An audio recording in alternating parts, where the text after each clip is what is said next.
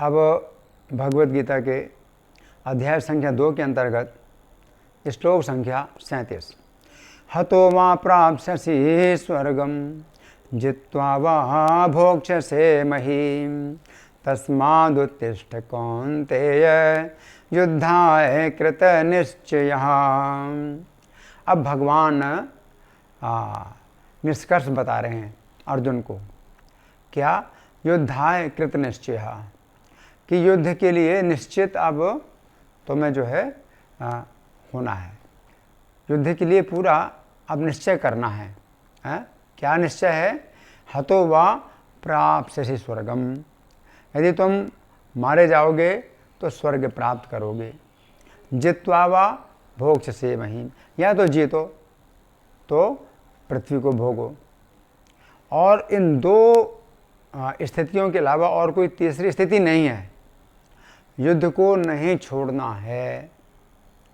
या तो युद्ध में मारे जाओ और या फिर विजय प्राप्त करो, ऐसा निश्चय। और तीसरी कोई बात नहीं है।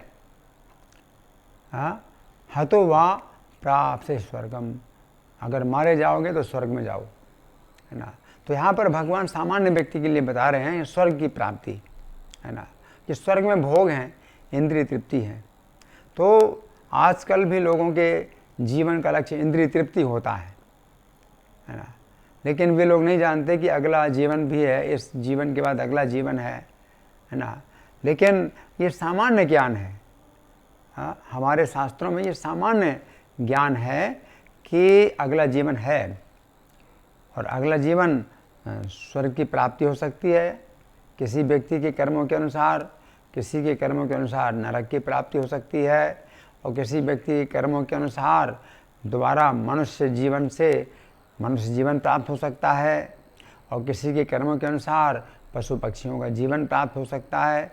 कई प्रकार की गतियां हैं, लेकिन अगला जीवन है। तो यहाँ पर भगवान कह रहे हैं कि युद्ध में अगर तुम मारे जाओगे तो कम से कम स्वर्ग की प्राप्ति तो अवश्य ही है। तो हतो वा प्राप्स्यसि स्वर्गम, तो स्वर्ग प्राप्त करोगे।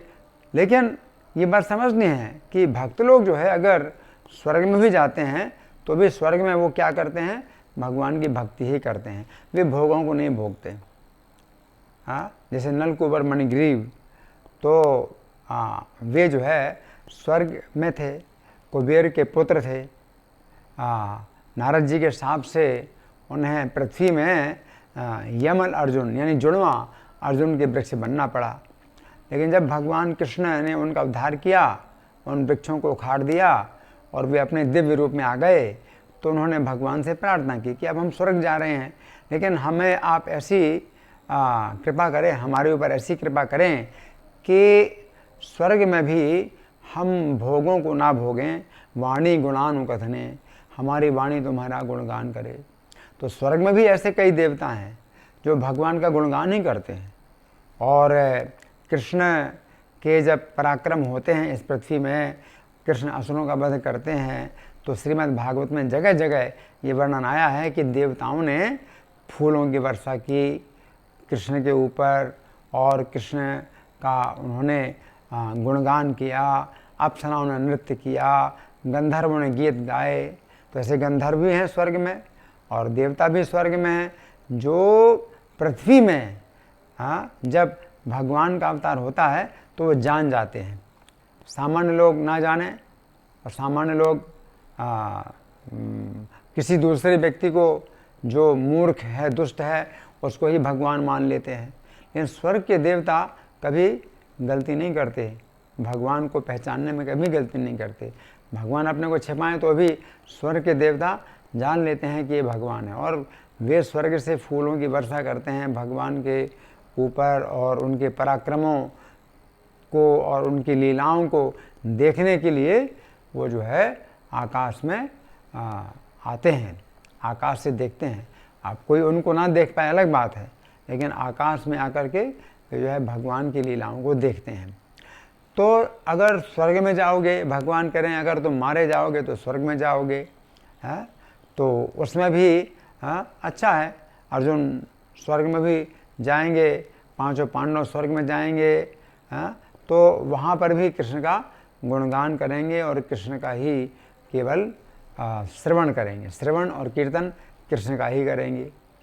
तो स्वर्ग में जाओ और जित्वा व भोक्ष से महिमा, अथवा जीतो या तो विजय प्राप्त करो, हारना नहीं है, युद्ध में हारना नहीं है, युद्ध को नहीं छोड़ना है, या तो मारे जाओ और या फिर विजय प्राप्त करो। तो भोक्ष से महिम, अगर पृथ्वी को भोगो, जीतोगे तो पृथ्वी को भोगोगे, तो पृथ्वी को ही भोगोगे। तो ये जो भक्त लोग होते हैं वो वास्तव में पृथ्वी को नहीं भोगते हैं, वे पृथ्वी को भगवान की शक्ति मानते हैं, भगवान की पत्नी मानते हैं और पृथ्वी को प्रसन्न करते हैं भगवान की पूजा के द्वारा, भगवान के आदेशों का पालन करके।